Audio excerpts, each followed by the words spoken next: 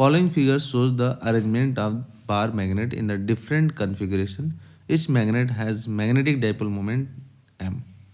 Which configuration has the highest net magnetic dipole moment? तो मेरे प्यारे बच्चों पूछ रहा है कि net dipole moment magnetic dipole moment किसका मैक्सिमम होगा। अब फर्स्ट वाले में देखें यहाँ पे तो थीटा की वैल्यू कितनी है 90 डिग्री, यहाँ पे थीटा की वैल्यू कितनी है 180 डिग्री, क्योंकि नॉर्थ टू साउथ है ना, इधर नॉर्थ टू साउथ इधर 180 डिग्री। यहाँ पे थीटा की वैल्यू है 30 डिग्री और यहाँ पे जो थीटा की वैल्यू है वो 60 डिग्री। हम लोग जानते हैं एम नेट की अगर वैल्यू निकालना है तो अंडर लिखते हैं m1 square plus m2 square plus 2m1 m2 और उनके बीच का एंगल कॉस थीटा। ठीक है, अब यहाँ पे m1 और m2 दोनों बराबर हैं।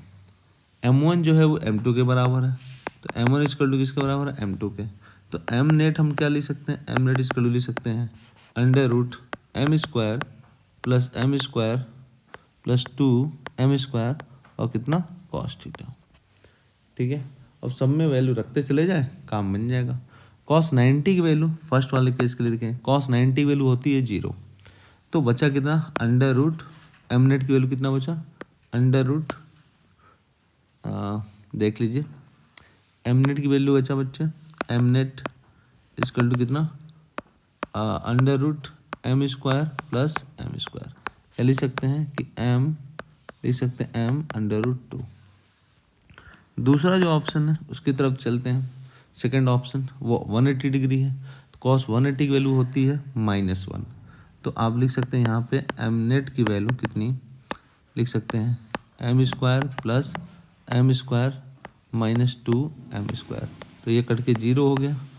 ठीक है, तीसरे की बात करें तीसरे क्वेश्चन की, तो तीसरे ऑप्शन में देखिए कितना है, तीसरे ऑप्शन में थीटा की वैल्यू 30 डिग्री है, तो अंडर रूट कितना m square plus m square plus 2m square और कॉस 30 की वैल्यू जो होती है वो कितनी होती है √3/2, 2 से 2 कट गया।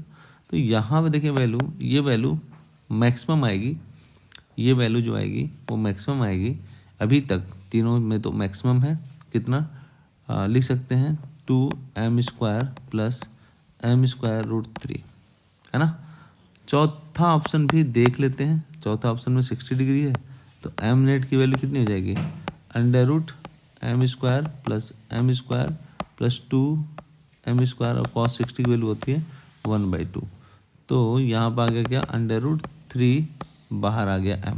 तो अभी तक आप देखें तो जो मैक्सिमम वैल्यू आ रही है वो ये आ रही है कितने पे, जब थीटा की वैल्यू कितनी हो रही है 30 degree, theta equal to 30 degree पे इसकी जो वैल्यू आ रही है वो मैक्सिमम आ रही है। यानी ऑप्शन सी करेक्ट है, option C is the correct option, और ये किस में फर्स्ट वाले में, तो ऑप्शन फर्स्ट जो है वो क्या है सही है, option first is correct. Option first में सी दे रखा है तो इसलिए वो करेक्ट है।